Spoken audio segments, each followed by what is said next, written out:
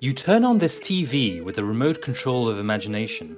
Beyond it is another dimension. A dimension of stands, a dimension of weird hairstyles, a dimension of unexpected Dios. You're moving into a land of both bizarreness and adventure, of Josephs and Jonathans. You've crossed over into Notice Me Senpai, JoJo's Bizarre Adventure Edition.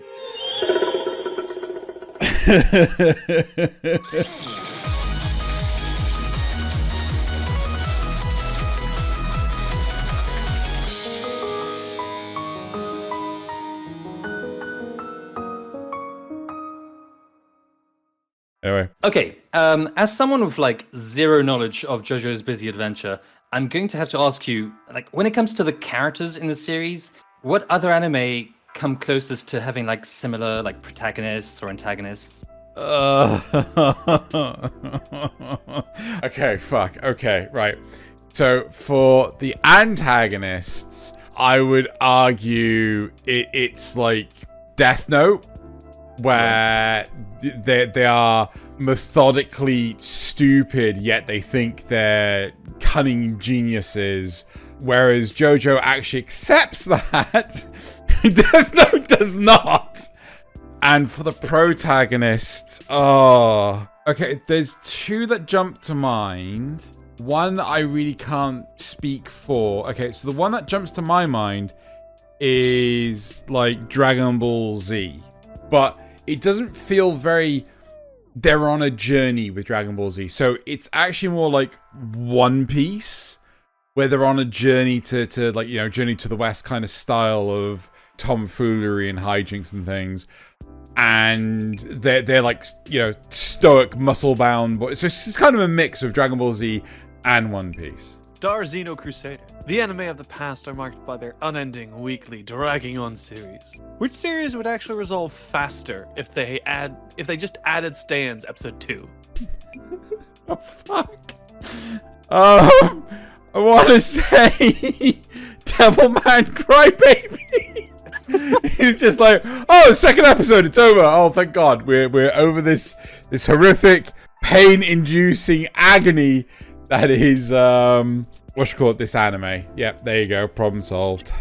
So what it sounds like is you think at episode 2 they'd introduce stands, get cancelled for copyright, and that would solve all your problems. I mean, I wish that would be the case, but no, I just think that everything would just go from -1 to 11, and the plot would just be resolved as shallow as it is. Okay, fair enough. So, Mr. Xeno Bino, congratulations. When you first woke up this morning, the first words that you heard, I'm sure, were "Awaken my masters," right? So, you are now a Pillar Man. Congratulations. What is your name? Okay, there's one name that comes to mind. Just trying to think if that's the name. You know what? That is the name I'm going with. Rammstein. Okay. Are you sure you want to go with that one? Is this? Are we playing a game here? Am I getting? Is this gonna? Well, I want you to think for a second about what other characters were in place, or I guess maybe what events were happening in the world at that Oh point. yeah, no, I 100% get where you're coming from. It was post World War II, wasn't it? No, it wasn't during. I swear it was post. No, I guess maybe parts of it were like it took place after World War II, but like there were like Dude Buddy was definitely like in it. Oh. Well, okay. All right. No. Yeah, I'm gonna stick with Rammstein. I'm gonna do Rammstein. Controversial. Okay, I think I'm starting to understand JoJo's Bee's Knees arrival. So when it comes to the themes of the show, what other anime really captures the same themes as JoJo? I'm trying to learn, man. Okay, right. So realistically, there's two types of JoJo. There's pre-stands and post-stands, right? Pre-stands, like, you know, there's a lot of things to do with vampires and how to defeat vampires.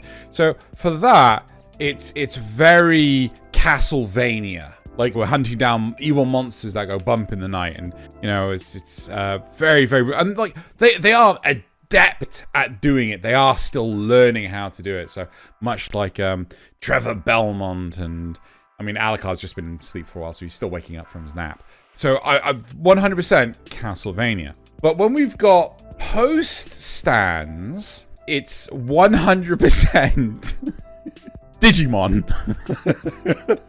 It's just like, Go on. It's just like, go Agumon! Tell you what you got, Digimon into Warcraft. Imagining like the English dub, like you know how what's his face would like whenever he did his little like his pepper breath, like just I'm imagining his voice, Yeah. like with an attack, just pepper breath. So yeah, because the characters don't get multiple stands, it's like, you know, so you could only have one. So Pokemon's out the window there. Right, too many. And yeah, but Digimon where it's at, right? It's all about like that one-on-one tournament fighting. That seems sensible. Okay. All right, Gillian is on Xenoball. Is giving Gundams a stand just the premise of Gurren Lagann? Yes, and I mean, I'm just imagining now, because like the big premises with stands is that only stand users can see other stands. You know, regular people can be affected by them, but like if your Gundam is a stand, literally you are sat in the cockpit of your Gundam. You're just floating around in the air. It's just like, you know, like buildings are getting wrecked up, lasers are just coming out of nowhere, everything's catching fire, and you just got these two people floating in the air, just like, what's going on? Why is everything exploding and catching fire? You got a lot of people in the background going, "Yeah, I ain't doing that today. Not today. Nope." I just want to point out what you just described is both the climax of the final episode of, and simultaneously the outcome of the worst case scenario of Mobile Fighter G Gundam. I just want to like just two people standing there, fucking everything's blowing up. I'm actually impressed with how well you put that one together. I'm with it, man. Oh my god. Ramstein. My question for you: Shinji Ikari's stand is his mom. Naruto's stand is the nine-tailed fox. Yugimoto's stand is Yami Yugi. I guess my question to you is, which anime character in all of anime are you certain that you could just drop into the JoJo world and they would fuck the shit up? Okay, so but within reason, within logical reason. We're not talking like, you know, let's just put like Goku in there with Super Saiyan God Blue Ultra Instinct sniffing the cocaine. We're talking like, you know, within acceptable tolerances. Yeah? I would argue that like Goku doesn't match the criteria for that because he doesn't have a stand. Right. So there we go. So we got the logistics here. We need a stand. Right. Yes. Okay. The only thing that's coming to mind, Shaman King. What? No, you don't know Shaman King? I've never heard of Shaman King. I'm sorry. I regret everything. I know exactly what you're thinking. Like, yeah, Jesus. Yeah, like literally, you have kids that are going around that have spirits that do their fighting for, and you know, they fuse with the spirits and they become like, you know, extraordinary warriors. How do you not know Shaman King? Yeah, I've never heard of it. I'm sorry. Oh my god, what was the?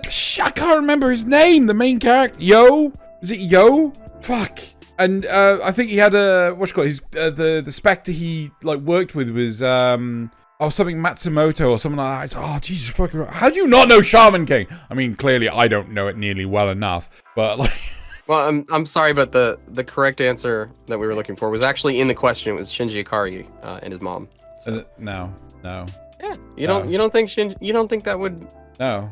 Okay. All he's gonna do is just sit there and cry. Shinji doesn't win in any universe. Right, I'm going to try and blitz through this as quick as possible so we can finish the show. Right, all money goes to the editors. If there's any extra money, then that will be spent on other video ventures, which ultimately goes to the editors. Currently, the funds just fall shy of paying for 2 episodes a month, which means the rest comes out of my pocket. Just $1 a month makes the difference, right? If, of course, you opt to choose the $15 a month, then you will become a mad lad/lass and will also be invited to join these episodes per month. Or if you decide not to, it's fine. And if that's not enough of an incentive, you get more questions that are exclusive to you in the actual main episode. And more often than not, they're not safe for YouTube, so monetization is forcibly turned off. Here is a snippet from this week's episode. Please explain the plot of Kunojo as though it were a JoJo spinoff. Are you for love of freaking what? Yeah, it could be related to the main story, or it could just be like unrelated in the same world, you know? Oh my god. So this it would be a prequel series, and it would be part 0, where it's all about, is it George Joestar? I think George is Jonathan's father. George Joestar the first. So, if you're incentivized, please go into the description where you'll find a link, or manually go to patreon.com/Xenogelion to support. Now on with the show. Okay, thanks to you, I feel like I'm reaching a pretty high knowledge level when it comes to JoJo's bitey dentures. We've got the characters, we've got the themes, but there's still some gaps in my knowledge. So, when it comes to the story of like any one of these seasons or arcs or whatever of JoJo's, can you give me an example of an anime with like a similar story? You just want to say Cory in the House. Oh yes, the great anime, Cory in the House. Okay. So, parts 1 and 2 of JoJo is pretty much Castlevania. Part 3 of JoJo, how would I describe part 3 of JoJo? It's like effectively Journey to the West. It's Sayuki. It's One Piece, right? That just works, right? When it comes to part 4, it's very stay at home, not doing a great deal, getting up to lots of random antics. I'd probably say something like Kill la Kill. Oh, I'm sorry. What do you mean you're sorry? Oh, Xeno, you've done Did it now. I? You stepped in it. Did I? Would you please reveal Merastius' taboo anime? Oh, motherfucker. Okay, fine. Okay, right. And then part 5, maybe Rising of the Shield Hero. Part 6 is Prison Break. No, high school. No, prison, high school, prison. Shit, what's it called? Prison. Yeah, Prison High School. Prison Yeah, High wonderful. School. There you go. Battle Gillian, you are given Poochie's stand. Who are you using it on, and why? Oh no, I hate you so much. That's what we're here for, Xeno. I don't want to say it, but I want to say it so badly. I hate you, Guyver. I want to steal Sho Fukumachi's Guyver 1. Oh, Xeno. Oh no. So fast, 2 in a row. Would you please reveal Drunk Kohai's taboo anime? I'm sorry, Xeno. I had to do it to you. I am like really impressed. That was a sprint, and my guy, you ran so fast. I'm It's like we're playing Mousetrap. And like, you know how at the very end of Mousetrap, the terrible, terrible board game, you're dancing around in a circle, waiting for some poor sap to get caught by the stupid Mousetrap, right? Well, I went, fuck it, I'm just putting my piece there, and just like, yep, there you go, job done. All right, Ramstein. So I want you to imagine for a moment a JoJo's Bizarre Adventure, My Little Pony mashup. Okay, in this world, every pony's cutie mark perfectly represents their stand, or what their stand would be if they were a stand user. But most people in this world aren't. They just kind of, let's say it's like a leftover, like an evolutionary, yeah. What's your cutie mark? Oh my god! No, I don't want it. Okay, I could do this. I believe in the heart of the gods. I can do it. Okay, 2B. 2B would be your cutie mark. Yeah. Just a whole ass on your ass. Yeah. Yeah, but that ass has 30 million bodyguards. I feel like I'm defusing a bomb at this point. You know, like it's ticking down. Oh, we still got 2 questions left, my guy. Oh my god! Fine, next question. All right, I am now the most knowledgeable expert on Mojo Jojo's bonkers advent calendar. Oh my god! I understand everything about the show, so I only have one last question for you, Xenogelion Joestar. Given that it's a show with Super Saiyan pirates that eat fruit fighting against death god-powered edged geniuses, themed around defeating Dracula in a tournament with digital monsters, with a story where you wear sentient slutty clothes, get accused of sexual assault, and then get abused by the school council, like, why is it so popular? It sounds like a mess. Okay, can we just give Merastius a round of applause here for like taking everything I have said and just bloody going with it. That was my hats off to you, man. I was so excited to hear your final result. Oh my gosh! Wow. So, I mean, bro, do you even pose? All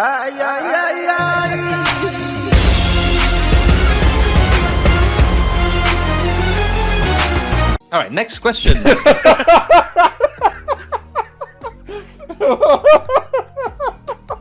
Alrighty. Xenogelion. What recent anime, we'll say in the last 3 years, desperately needs some Araki fashion? Iraqi. The author from JoJo. Some JoJo fashion. Oh! Okay, something that needs some... Some ascended drip here. Oh no, stop it, brain. Think of anything else, brain. You can do it, I believe in you.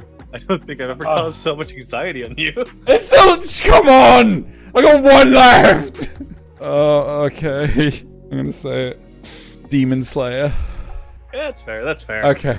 Woof. Oof, yeah, no, Demon Slayer. I think that, all the characters in Demon Slayer need to be redesigned as if they're JoJo characters with gigantic hench muscles and weird clothes that no one in their right mind would wear unless they were designed as lingerie. And if you don't know, Nazareth put up an image.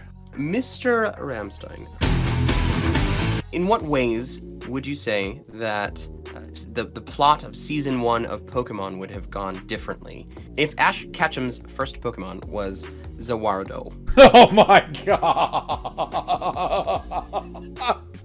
And I just want to point out, he got Pikachu after being late to Professor Oak's. Yeah. So he's late, he shows up, and Professor Oak is like, here's this. Yeah. Yeah, okay. First of all, I think that Gary, he would just be randomly found impaled on a tree, right? Don't know what's happening there. All the Pokemon that Ash ends up catching, he ends up selling on the black market. He is, for some strange reason, deathly allergic to sunlight. Not entirely, he goes full introvert neat, and you rarely ever see him out in the daylight. He constantly dances around the lore, and that one scene in Stardust Crusaders where Dio is constantly moving I think he's like a mayor or some diplomat or something, back into the car, right? Basically, he's doing that to Officer Jenny, getting her to drive him around and things. So, none of this on foot stuff. He's like, he's like, drive me over there. I want to catch them with my Pokemon. So yeah, he goes completely power mad. It causes more damage than good. Entire gyms have to shut down because of just how wrecked up the place is afterwards. I have to ask now, what do you think would become of Jesse and James? They probably try to be the protagonists of our narrative. Protect the world from devastation. Yeah, exactly. And they're trying to get the world away from Ash because of just how tyrannical he is in his machination. Ooh, Team Rocket ends up getting hired by Professor Oak because they discover that Ash killed Gary. There you go. That's a perfect answer. Is it over yet? Yeah. In conclusion, I still don't get what the big deal is. JoJo seems like a mid-show. I refuse to watch it. Goodbye.